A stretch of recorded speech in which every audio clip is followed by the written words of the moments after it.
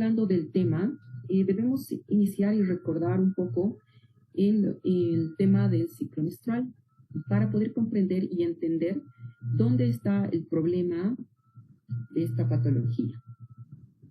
Entonces, debemos recordar brevemente que el ciclo menstrual está regulado por la interacción compleja de distintas hormonas.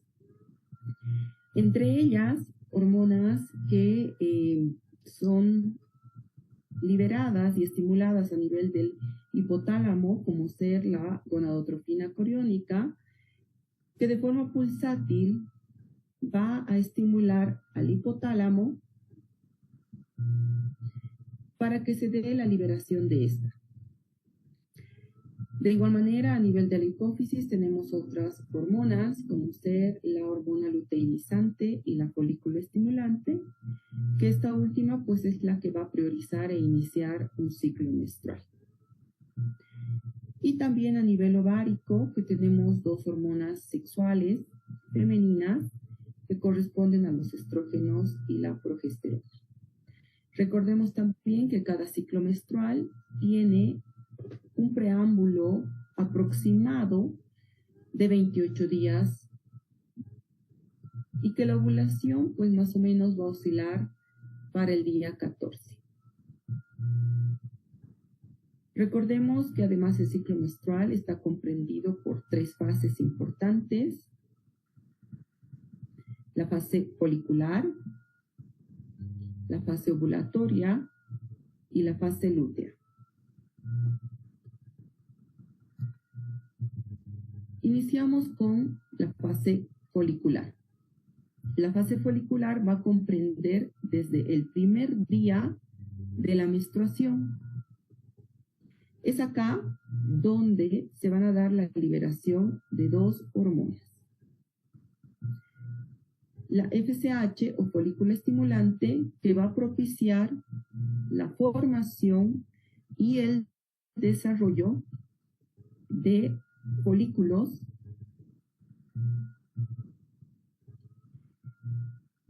Esta fase, al estimular los folículos,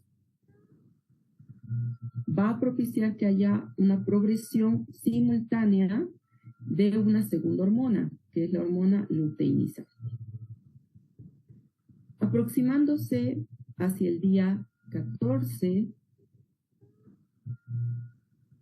este folículo en su interior va a propiciar la formación de un ovocito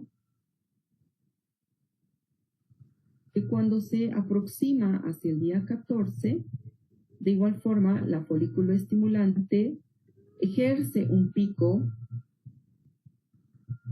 importante para la liberación de este. Más tarde en esta fase, a medida que la concentración de la hormona folículo estimulante incrementa, de igual forma incrementa un pico severo de la hormona luteinizante. Es acá donde comienza la fase ovulatoria con un incremento de concentración de la hormona luteinizante y de la folículo estimulante. La hormona luteinizante, al alcanzar su pico máximo, también va a dar un estímulo a nivel de las hormonas sexuales, a nivel ovárico, para que haya un incremento de una hormona sexual, como son los estrógenos. La hormona luteinizante, al alcanzar su pico máximo, va a proceder a que se produzca la liberación del óvulo, huevo o cigoto, que se va a presentar hacia el día 14 del ciclo menstrual. Sin embargo, este puede ocurrir entre 16 y 32 horas después de que comience su elevación. El nivel de estrógenos llega a su punto máximo y el nivel de progesterona, al liberarse el óvulo, empieza a elevarse. Consecuentemente, a nivel del endometrio, se va a dar un incremento del tamaño o del volumen del endometrio para propiciar posteriormente la progresión de este. Y en esta fase ya comienza la tercera y última fase, que es la fase lútea, donde progresivamente van a ir disminuyendo las dos hormonas de inicio, como ser la luteinizante y la folículo estimulante. El folículo roto se va a cerrar y va a propiciar a la formación del cuerpo lúteo. Este cierre del cuerpo lúteo va a propiciar que la progesterona vaya incrementando y se mantenga y logre un pico máximo. En esta etapa, si no se produce una fecundación, pues lo que sigue y continúa es que la progesterona va a empezar a disminuir conjuntamente los estrógenos y este cuerpo amarillo va a empezar a degenerar y se va a convertir en un cuerpo blanco o el cuerpo albicans. Al presentarse este desarrollo y esta caída de estas hormonas sexuales, a nivel del endometrio va a propiciar que se produzca la descamación del mismo y nuevamente se presenta la menstruación. Este ciclo se produce en ausencia de la fecundación de ese huevo o cigoto. Y es por esto que es tan importante conocer este tema del ciclo menstrual para poder entender la patología que nosotros vamos a ir viendo poco a poco y progresivamente con los temas que vayamos avanzando. Entonces, iniciamos hablando sobre el tema que nos corresponde, que son las amenorreas. Para hablar de amenorrea, primeramente debemos nosotros conocer qué significa amenorrea. Amenorrea no es nada más que la ausencia prolongada de la menstruación por más de 90 días o mayor a 3 meses. Este se lo designa como un síntoma y existen distintas connotaciones para que ésta se pueda presentar. Entonces, como ustedes pueden ver en el gráfico,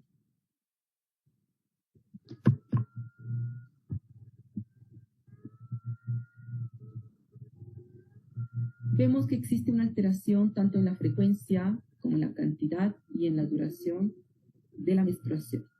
Cuando hablamos de la frecuencia, es decir, cada cuánto tiempo se presenta el ciclo menstrual. Ya habíamos dicho que un punto corte son 28 días, sin embargo, lo normal en el margen de cada ciclo es entre los 26 a 32 días. Cuando hablamos de duración, es los días que dura la menstruación, donde lo normal es entre 3 días hasta los 7 días de duración. Y cuando hablamos de cantidad, es el volumen que se pierde en cada ciclo menstrual o en cada menstruación, que comprende entre los 8 y 60 ml. Cuando existe la alteración en la frecuencia, en la duración o en la cantidad, es donde nosotros vamos a encontrar las distintas patologías. Y dentro del grupo de amenorreas, nosotros debemos clasificarlas a los distintos grupos de amenorrea que puedan presentarse. Y en este grupo, pues tenemos las de causa fisiológica y de causa patológica. Cuando hablamos de fisiológicas, nos referimos a los cambios que va a presentar toda mujer durante el desarrollo de su etapa evolutiva de mujer.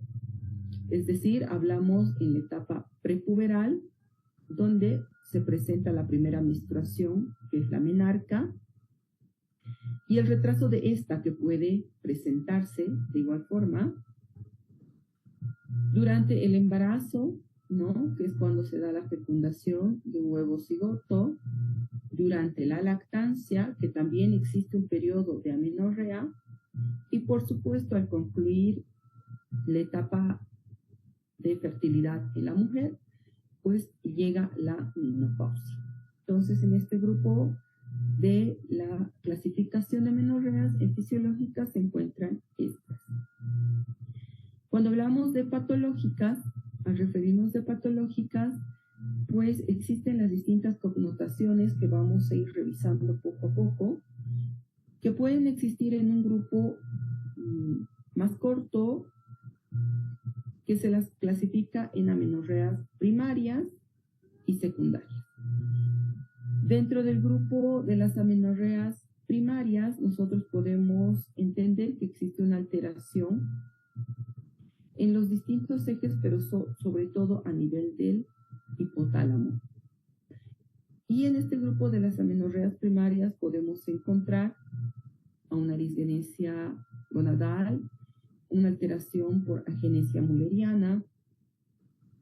En las amenorreas secundarias, pues cuando hablamos de secundarias siempre es debido a algo.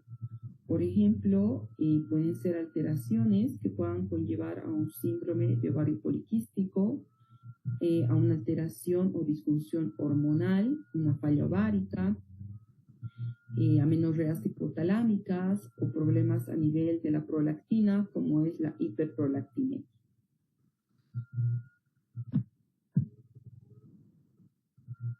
Entonces vamos a iniciar hablando de estas alteraciones, como ya les había mencionado hace un momento, que estas alteraciones pues se deben a lesiones que pueden encontrarse a nivel hipotalámico, hipofisiario, provocando distintas alteraciones como ser los hipogonadismos, y que los vamos a ir viendo poco a poco. Hablemos sobre las amenorreas hipotalámicas. En este grupo de amenorreas hipotalámicas, pues nosotros vamos a ver que las alteraciones que se puedan presentar son de dos causas, tanto de causa orgánica como de causa funcional. Esta alteración normalmente se va a presentar por lesiones a nivel hipofisiario, las cuales se van a representar en aquellas amenorreas de tipo hipogonadotróficas. Y cuando hablamos en especial de las causas orgánicas, debemos entender que cuando hablamos de causa orgánica, la alteración o la lesión que se pueda presentar está a nivel de la vía aferente hacia la hipófisis. Es decir, se afecta directamente el núcleo arcuato. Y al alterarse el núcleo arcuato, pues vamos a tener una alteración en esta secreción importante de esta hormona, que es la hormona gonadotropina coriónica, que se va a alterar y se va a propiciar que esta secreción pulsátil no se dé de esta forma. Por lo tanto, esto a qué nos va a conllevar a que exista un hipogonadismo hipogonadotrófico. Dentro de este grupo de hipogonadismo hipogonadotrófico encontramos distintas patologías que ustedes pueden observar. Una de ellas, el síndrome de Kallmann, que también es conocida como un síndrome de amenorrea anosmia, o también como una displasia oftalmogenital. ¿A qué se atribuye esta alteración? Pues se debe a una alteración que se caracteriza por un déficit congénito de la liberación de la gonadotropina coriónica.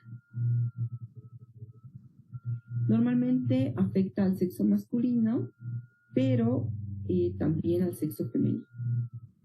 Debemos decir que esta patología es genética y se presenta en una mujer de cada 50,000 mujeres.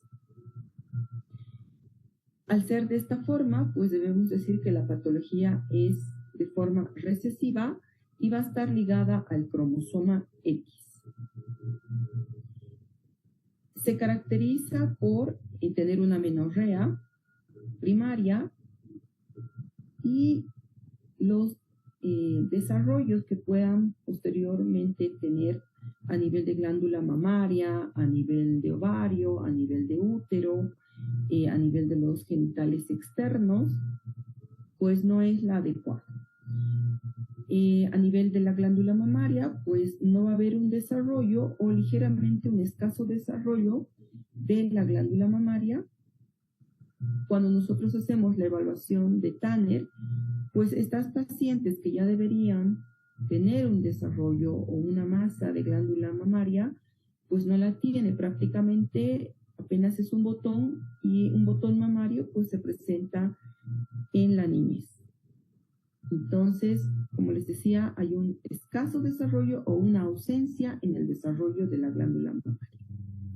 Lo propio a nivel de los genitales externos del útero y los ovarios, pues que normalmente son hipoplásicos, y los genitales externos pues no tienen un desarrollo adecuado, no existe el desarrollo del vello púbico, de los labios.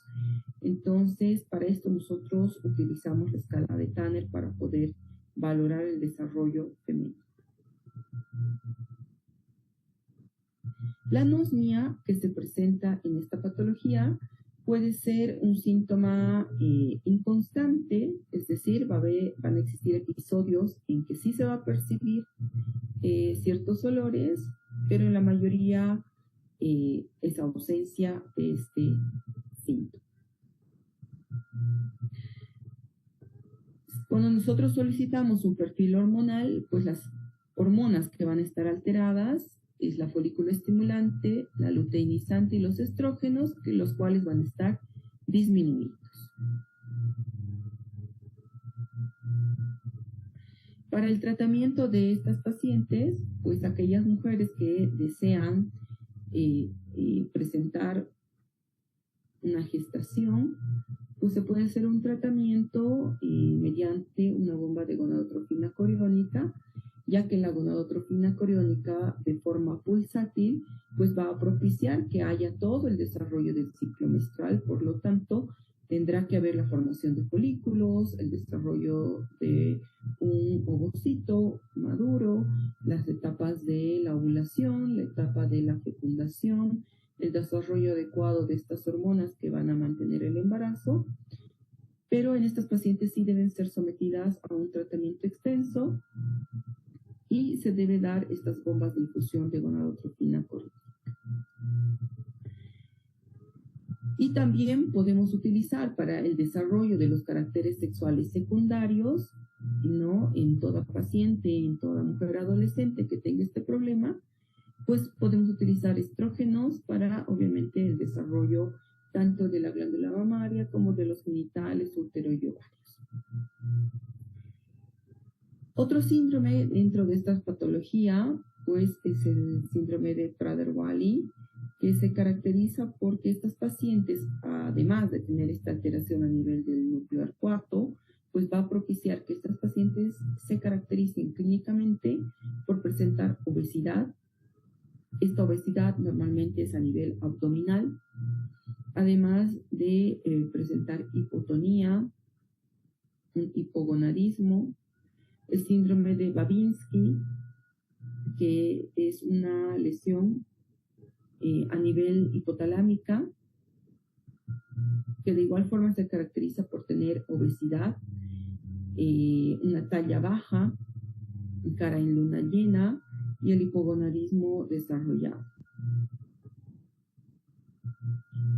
El síndrome de Laurence-Moon, que esta es una patología congénita, en la cual se caracteriza por el tema de amenorrea, ¿no? La ausencia de menstruación, la ausencia en el desarrollo genital, no hay un desarrollo adecuado tanto de los genitales externos como de las glándulas mamarias. Además, estas pacientes normalmente tienen un retraso mental, pueden llegar a tener una retinitis pigmentaria, al igual que el síndrome de Armstrong, que también se caracteriza por tener una retinitis pigmentaria, pero además de la retinitis, son pacientes que presentan sordera y una nefropatía conjunta. Hablando de las amenorreas hipotalámicas de causa funcional, esta es una de las principales causas que normalmente se atribuyen a una alteración en la secreción de la gonadotropina coriónica.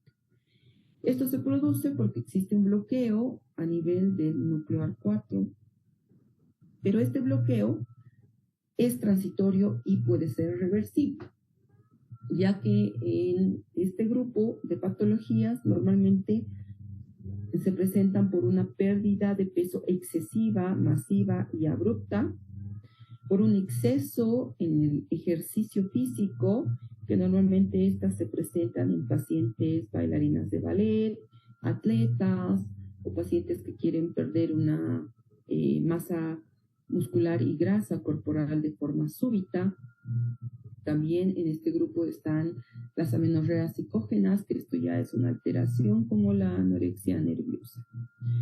Si hablamos un poco de la amenorrea y pérdida de peso, debemos decir que las pacientes tienen que perder una grasa corporal mayor al 25%. Esta pérdida súbita de grasa corporal mayor al 25% provoca que existe una alteración y el bloqueo a nivel del núcleo 4 que va a impedir el desarrollo del ciclo menstrual. Por lo tanto, al inhibirse el desarrollo de las hormonas principales y de la gonadotropina coriónica, donde ya no envía mensaje a nivel de la folícula estimulante y la luteinizante, por lo tanto, estas pacientes no van a presentar el desarrollo de estas dos hormonas, tanto de la folícula estimulante y luteinizante. Por lo tanto, al no ser estimuladas, no va a haber un desarrollo folicular, no va a haber un estímulo a nivel ovárico para el desarrollo de las hormonas sexuales y por lo tanto va a existir una ausencia de menstruación porque el endometrio va a ser un endometrio hipoplásico. Es decir, no va a haber un engrosamiento del mismo, por lo tanto, no va a existir menstruación en este grupo de pacientes.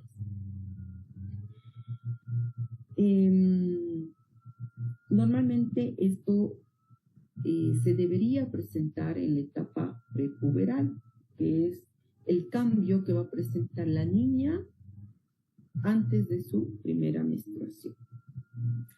Recordemos que para que exista también una buena liberación o secreción pulsátil de la gonadotropina coriónica, se necesita tejido graso. ¿Por qué? Porque a nivel del tejido adiposo se va a presentar la aromatización de los andrógenos a estrógenos. Y estos van a tener en mayor cantidad, van a ejercer un control dopaminérgico.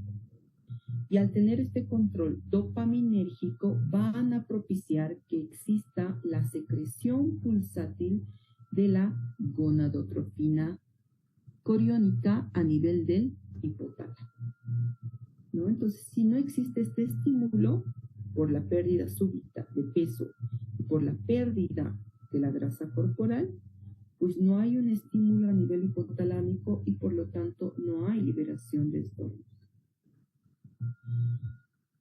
Lo propio y muy parecido al tema de los ejercicios o el ejercicio extremo, ¿no? El que es exagerado, que obviamente hay ciertos tipos de mujeres que deben conservar una masa corporal reducida, ¿no? Por ejemplo, las bailarinas de ballet o aquellas mujeres que se están sometiendo a un entrenamiento para un campeonato, ¿no? Las atletas. Estas pacientes pues van a alterar obviamente el eje hipotálamo hipófiso ovárico. ¿De qué forma? Va a existir un incremento en los niveles de cortisol plasmático y de la adrenocorticotropina. no solamente va a existir aumento de esto, sino también va a haber una alteración o un incremento de la melatonina. Al haber este incremento de la melatonina, pues va a provocar que exista una disminución de gonadotrofinas, esta ausencia de liberación de la gonadotropina, pues provoca lo mismo que había explicado durante la pérdida de peso, que hay ausencia en la liberación de hormonas y por lo tanto no va a haber un desarrollo endometrial. Por lo tanto, estas pacientes de igual forma se caracterizan por presentar ausencia de menstruación. Dentro de este grupo también encontramos la amenorrea psicógena, cuya causa pues va a ser una disminución en la secreción pulsátil de la gonadotrofina coriónica, y esto se debe a que hay un incremento de las beta-endorfinas. Al incrementarse las beta-endorfinas, pues van a provocar que haya este bloqueo sobre el núcleo 4, y si hay este bloqueo a nivel del núcleo 4, pues van a activarse neuronas dopaminérgicas, ¿no? Opioides que van a bloquear a este nivel del núcleo 4 y van a provocar que haya una supresión o ausencia en la secreción de la gonadotrofina coriónica. Y la anorexia nerviosa, que la anorexia nerviosa normalmente es la ausencia del consumo de alimentos, el vómito transcurrido de esto, y existen dos tipos de alteraciones de tipo anoréxico que pueden propiciar que haya una alteración hipotalámica. Esta alteración hipotalámica, que normalmente se desarrolla junto al estrés emocional o un incremento físico, de actividad física, pues ambos son los que provocan este bloqueo para la liberación de la gonadotrofina coriónica. Y por lo tanto provocan la ausencia de menstruación, por además esta pérdida también súbita de peso y de grasa corporal. Otro grupo de amenorreas son las amenorreas hipofisiarias. Recuerden que en su momento hemos hablado de las amenorreas hipotalámicas. Ahora vamos a hablar de las amenorreas hipofisiarias, que de igual forma existen de causa orgánica y de causa funcional. En este grupo de las amenorreas hipofisiarias pues encontramos los adenomas epifisiarios, los craneofaringiomas, los adenomas prolactínicos, el tumor productor de la hormona de crecimiento, tumores secretores de adrenocorticotropina, el síndrome de Sheehan. Y vamos a iniciar hablando sobre los adenomas prolactínicos. En este grupo de adenomas prolactínicos debemos decir que estas patologías inicialmente van a ser diagnosticadas mediante exámenes complementarios, ¿no? Como ser la resonancia magnética o una tomografía. Dentro de los adenomas prolactínicos se dividen dos grandes grupos, los microadenomas y los macroadenomas, donde la amenorrea va a estar asociada a los niveles elevados de la prolactina. Este grupo se representa en un 70% de los casos y un 30% de ellos se manifiestan clínicamente por la presencia de galactorrea, es decir, la salida de leche a nivel de las glándulas mamarias sin ningún embarazo. Es importante mencionar que la clínica no solamente se caracteriza por esta galactorrea que puedan presentar las mujeres, sino también este tipo de tumores. Cuando hablamos de macroadenomas, estos macroadenomas van a provocar que haya una alteración o una compresión a nivel del quiasma óptico. Al provocar esta compresión o esta alteración a nivel del quiasma óptica por esta macroadenoma, este tumor que presenta, pues va a provocar que exista una hemianopsia bitemporal, ¿no? Como pueden ver, si hay una alteración a nivel del quiasma óptico por compresión, pues va a existir esta hemianopsia bitemporal, que además de presentar la hemianopsia, pues las pacientes también van a presentar cefaleas intensas que muchas veces son confundidas con migrañas. Es importante determinar el tratamiento tanto de los microadenomas como de los macroadenomas. Cuando hablamos de los microadenomas, que son tumores pequeños de milímetros muchas veces, ¿no? Detectados mediante la tomografía o la resonancia magnética, pues el tratamiento puede ser vía oral, y el tratamiento en nuestro medio y en nuestro país, ahora nosotros contamos con un medicamento que se llama cabergolina. Esta cabergolina viene en dosificación de 0.5 miligramos y la dosificación se da espaciada. No se da en horario ni en días de continuidad. Esta dosificación, dependiendo al valor de la prolactina mediante un estudio de prolactina sanguínea que podamos nosotros obtener, vamos a realizar el manejo pertinente para cada paciente. Cada mujer y cada paciente tiene diferente tratamiento de acuerdo al valor de prolactina que nosotros vayamos a detectar. Sin embargo, en una paciente que esté duplicando el valor de la prolactina normal, pues nosotros podemos utilizar la cabergolina en dosificación de 0,5 miligramos 2 veces a la semana en una dosis por 2 semanas. Y después de esto damos un reposo de una semana y nuevamente pedimos una valoración de prolactina en sangre para poder verificar si esta dosificación que hemos dado está ayudando a bajar los niveles de prolactina. Si es así, mantenemos el tratamiento hasta que se normalicen los valores de prolactina.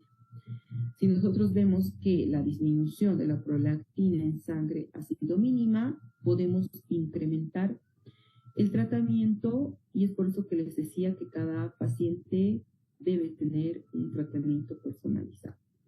Sin embargo, dentro de los tratamientos vía oral para los microadenomas tenemos otros 2, como ser la bromocriptina, que anteriormente teníamos en nuestro país, pero las farmacéuticas hoy en día ya no están trayendo, ya no contamos con la bromocriptina, y la lisurida, que tampoco contamos en nuestro medio con este medicamento. Así que el medicamento que lo utilizamos es la cabergolina.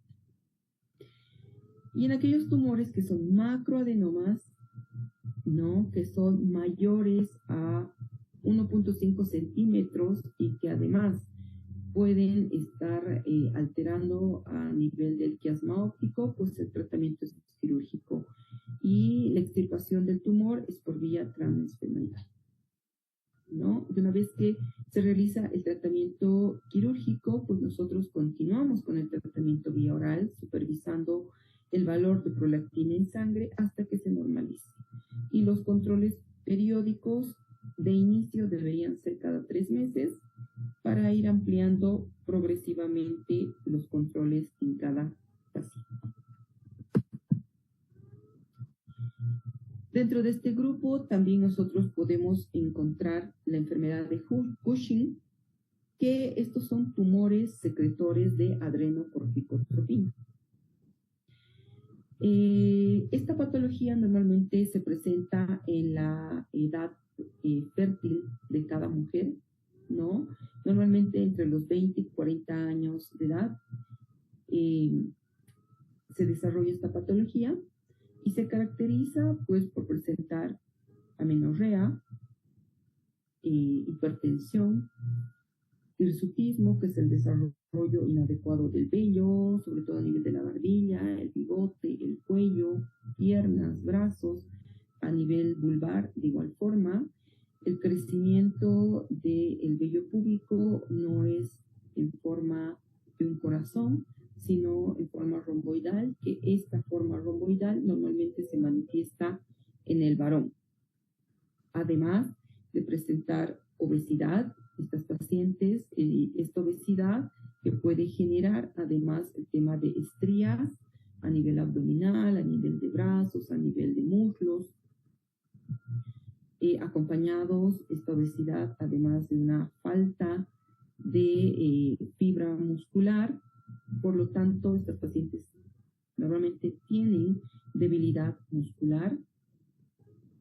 Y no solamente esta patología puede estar desarrollándose sola, sino también que va a estar acompañada con otras patologías, como ser una hiperglucemia que puede llevar a una diabetes y estados propios de depresión que puede conllevar esta depresión a que haya episodios de crisis depresiva y puedan estar estas pacientes muy delicadas en su salud. Otra patología en este grupo también es el síndrome de Sheehan, cuya patología prácticamente se da por una alteración, ¿no? Durante un parto, durante una cesárea. Estas alteraciones se presentan porque existe una hemorragia o una pérdida masiva sanguínea, puede ser posterior a un parto, que esta hemorragia masiva que se va a presentar en una mujer, pues va a propiciar que exista una necrosis, una isquemia,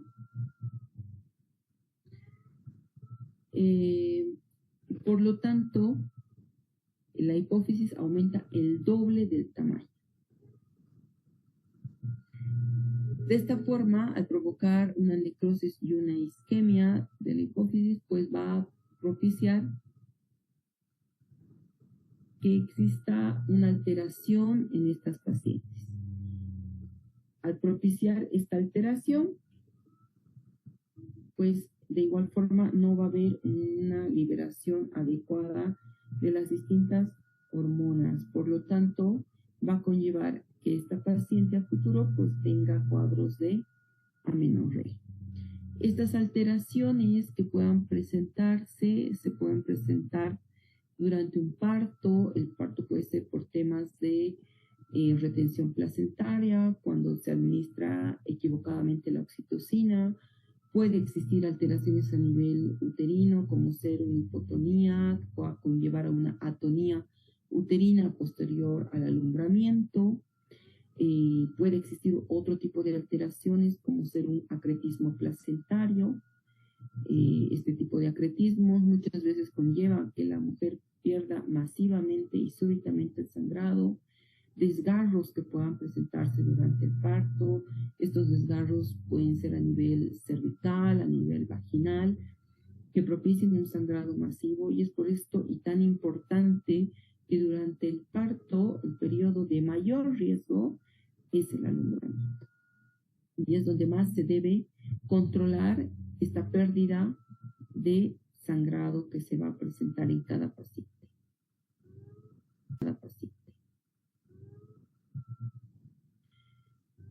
Esta alteración, esta isquemia y esta necrosis que se va a dar en la hipófisis, pues va a llevar a un grado de panhipopituitarismo.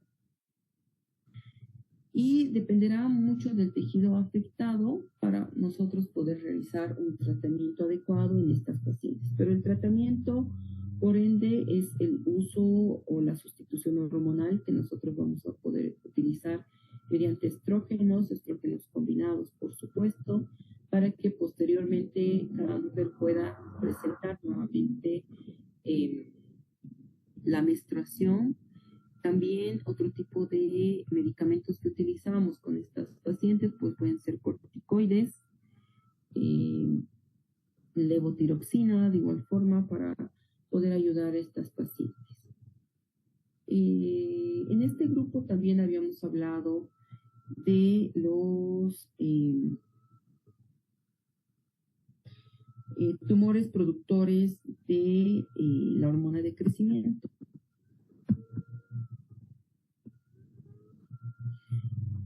Es importante también mencionar este tema de estos tumores, ya que también nosotros observamos en nuestro medio pacientes con acromegalia. Esta alteración en estos tumores que liberan, que es a nivel de la hormona de crecimiento, pues nos van a dar niños, adolescentes, jóvenes y adultos con signos de acromegalia, que sobre todo se manifiestan por un crecimiento anormal y desproporcionado del esqueleto, sobre todo a nivel del cráneo, que es bien visible, a nivel de las manos y de los pies, esta alteración. Por supuesto, las mujeres, además de presentar amenorrea, pues van a presentar hirsutismo. Y esto se debe a una disminución de las gonadotrofinas.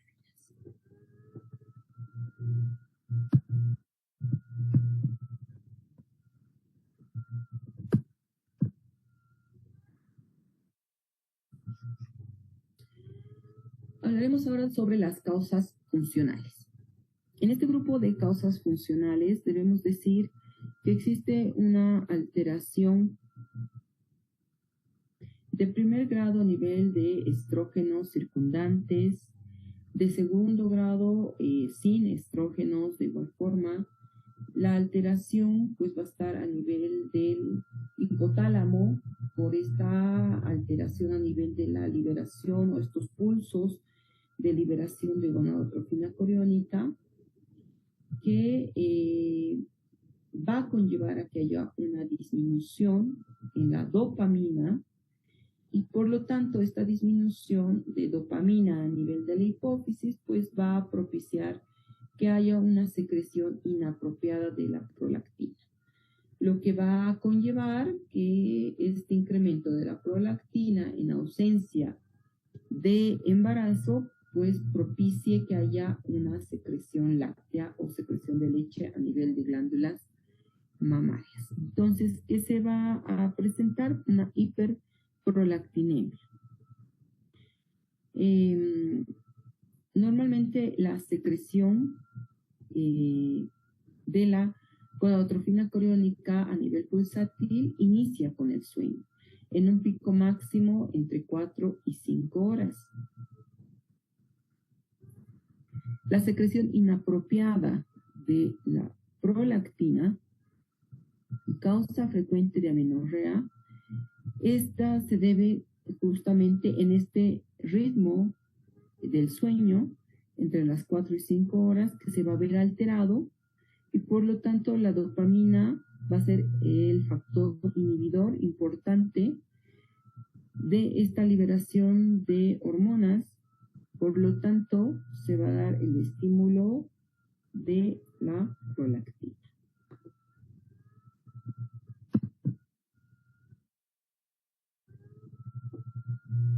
En este grupo también vamos a encontrar las amenorreas ováricas.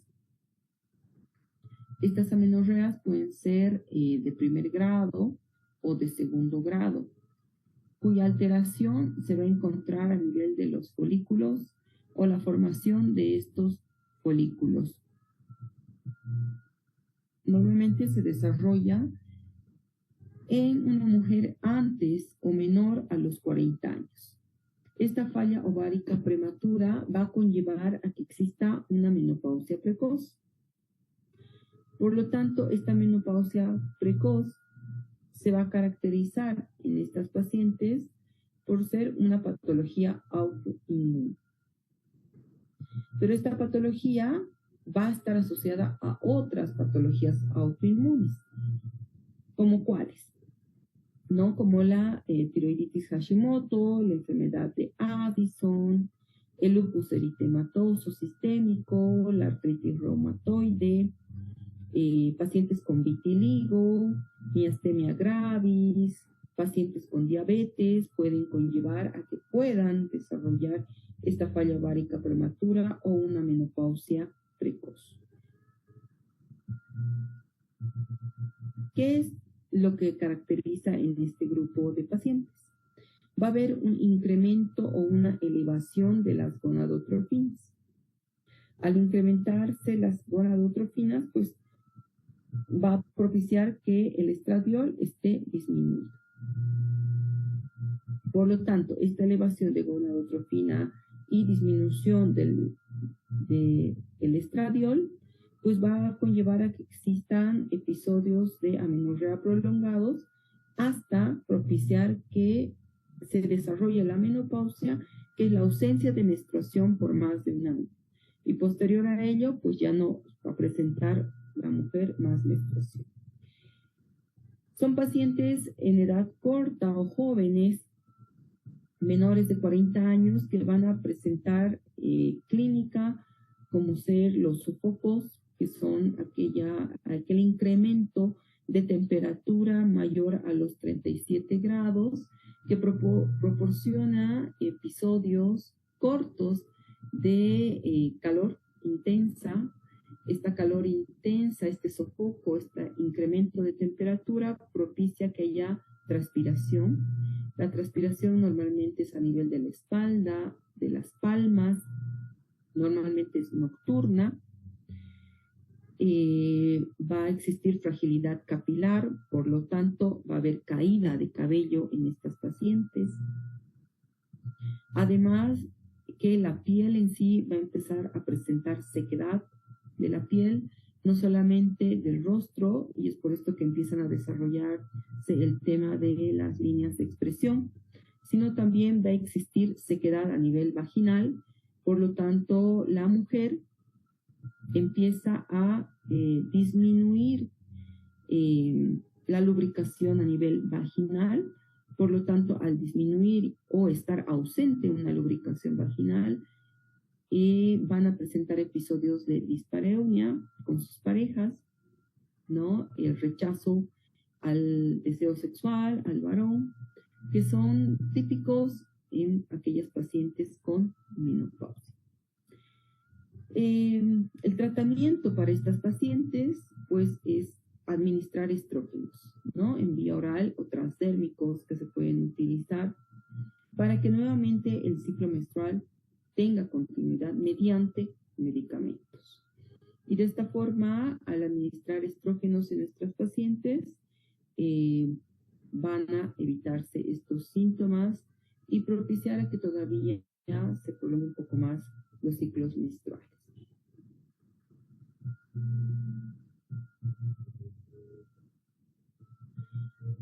Dentro de este grupo también hay patologías que puedan, como el cáncer, que si estas pacientes están sometidas a terapias como quimioterapia o radioterapia, también van a poder presentar una falla ovárica prematura o una menopausia precoz por distintas patologías que puedan desarrollar.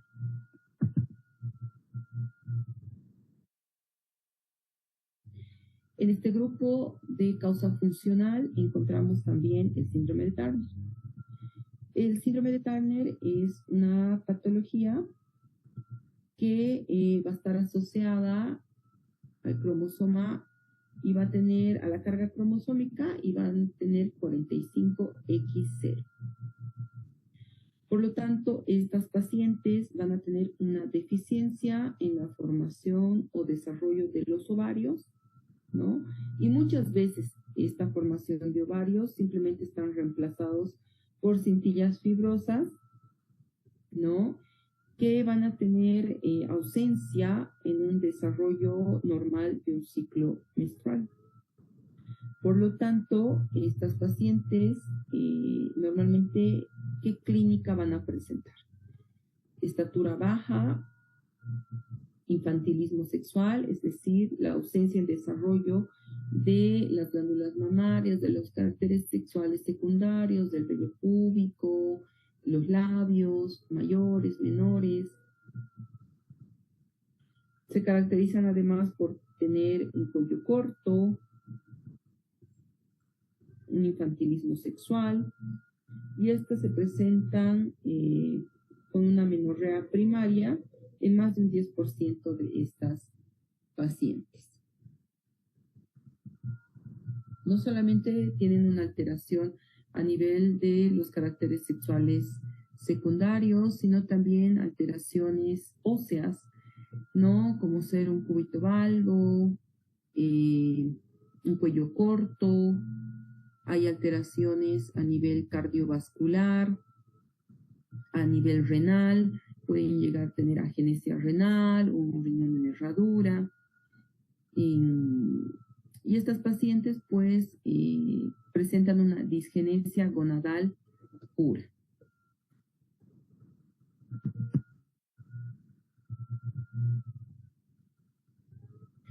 Dentro de este grupo también vamos a encontrar la agenesia mulleriana, también conocida como el síndrome de Mayer-Rokitansky, que esta se caracteriza por presentar ausencia de vagina, un útero hipoplásico o ausente, trompas uterinas hipoplásicas.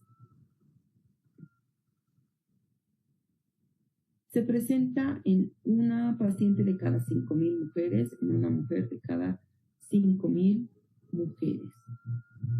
No solamente tiene este tipo de alteración, sino también que a nivel ovárico, a nivel de otros órganos coadyuvantes, como a nivel del riñón, por ejemplo, presentan una agenesia renal, un riñón ectópico, una herradura, alteraciones óseas, malformaciones esqueléticas, como una escoliosis, hemivértebras pueden presentar, cuello corto, una línea de implantación del cabello baja.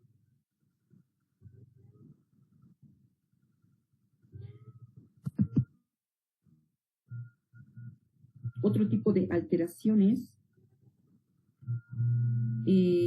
por ejemplo, el himen imperforado, que no es nada más que el tabique vaginal transversal o una atresia vaginal aislada, es decir, no haber un desarrollo o un espacio por donde pueda atravesar la menstruación. Por lo tanto, estas pacientes se caracterizan por presentar dolores. Dolor agudo de tipo cíclico, porque normalmente se presenta con cada ciclo menstrual durante la menstruación, ya que se retiene el vaciado del contenido sanguíneo, ¿no? Del volumen menstrual que debe ser expulsado. Y al ser retenido, pues provoca este tipo de dolor agudo en estas pacientes. No solamente pueden presentar este tipo de dolor, sino que también pueden desarrollar a futuro otro tipo de alteraciones, como ser los temas de endometriosis.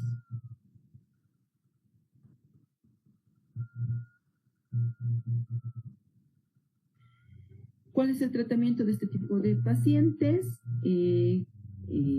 Es quirúrgico, ¿no? Nosotros tenemos que hacer la apertura del himen, ¿no? Y este se presenta en una mujer de cada 70.000 pacientes que nosotros podamos observar.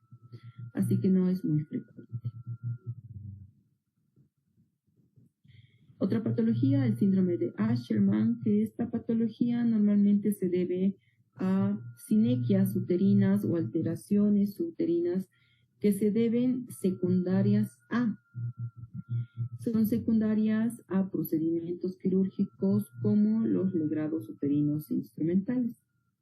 Cuando se exceden en la limpieza por un aborto, ya sea un aborto consentido o no,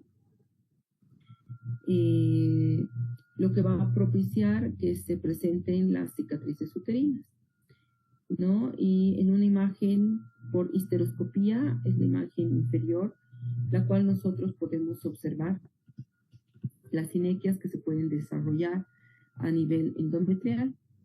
Por lo tanto, este tipo de cicatrices o sinequias, lesiones a nivel endometrial, pues muchas veces propician a que estas pacientes no puedan presentar un embarazo posteriormente.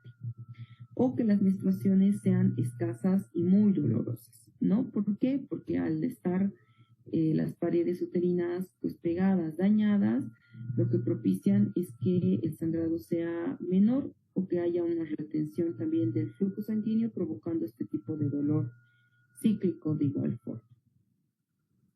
El diagnóstico es mediante una histeroscopía y el tratamiento es quirúrgico, donde la misma histeroscopía, al ser diagnóstica, también puede ser un tratamiento liberando las adhesiones bajo visión directa.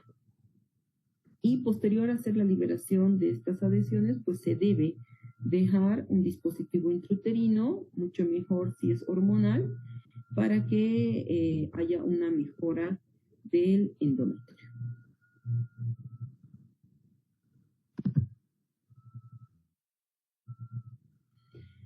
Estas son las patologías coadyuvantes en el grupo de amenorreas, y para nosotros poder determinar esta patología es importante que se realice una anamnesis completa.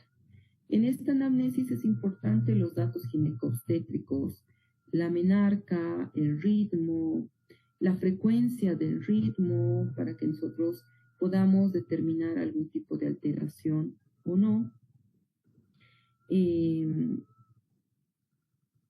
Los hábitos que puedan presentar cada paciente. En los hábitos hablamos sobre los hábitos alimenticios, la actividad física que puedan presentar, si ya ha iniciado actividad sexual, si ha utilizado algún método o utiliza algún método anticonceptivo, si utiliza algún fármaco de tratamiento por alguna patología, sobre todo pacientes con depresión o que están atendidas mediante psiquiatría. Muchas de las pacientes que están utilizando antidepresivos pues pueden conllevar también a que hayan tipos de alteraciones.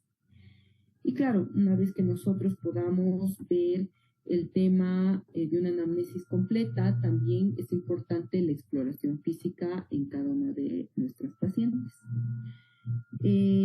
Durante la exploración física es importante hacer también la valoración de nuestras pacientes mediante la escala de Tanner, sobre todo si son pacientes que están en la etapa prepuberal, puberal, juvenil, cuando no se notan cambios en el desarrollo, sobre todo de los caracteres sexuales secundarios. Y es por esto que en esta exploración es importante ver el peso, la talla, sacar el índice de masa corporal, la exploración de glándulas mamarias, que muchas veces se las obvia este tipo de exploración. En cada glándula mamaria nosotros debemos apreciar el botón mamario, ¿no? Tenemos que apreciar la areola, el tejido graso, la glándula mamaria en sí, el crecimiento de esta, la simetría, ¿no? Se debe también hacer la expresión del pezón para ver si es que hay salida de algún líquido, como ser la leche, en los casos de hiperprolactinemia, que ya lo habíamos hablado. Es importante valorar la tiroides en las pacientes de igual forma, porque hay patologías como el hipotiroidismo que puede conllevar también a estadías de amenorrea o el déficit en el desarrollo de los caracteres sexuales secundarios. Importante también la valoración dermatológica. Recuerden que existen patologías como el vitiligo que también pueden conllevar a temas de amenorreas, ¿no? Y por supuesto, la exploración ginecológica para que nosotros podamos determinar también mediante la escala de Tanner el desarrollo de los genitales femeninos.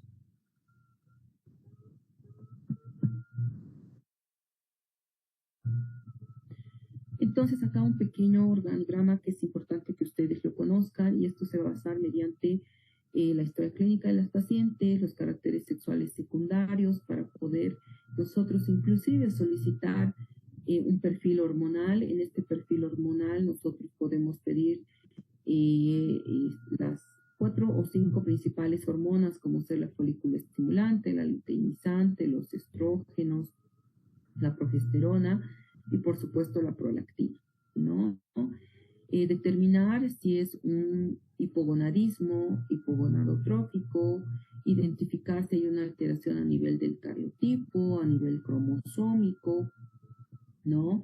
Se puede utilizar además no solamente un tema hormonal, sino también estudios complementarios, como ser la ecografía, ¿no?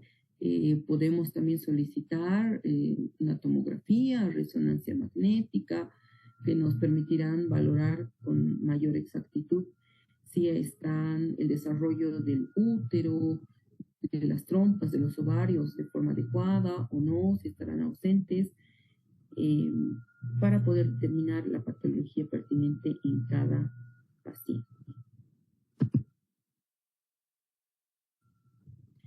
Y claro, el tratamiento de la amenorrea pues dependerá en cada paciente según la patología que nosotros podamos identificar.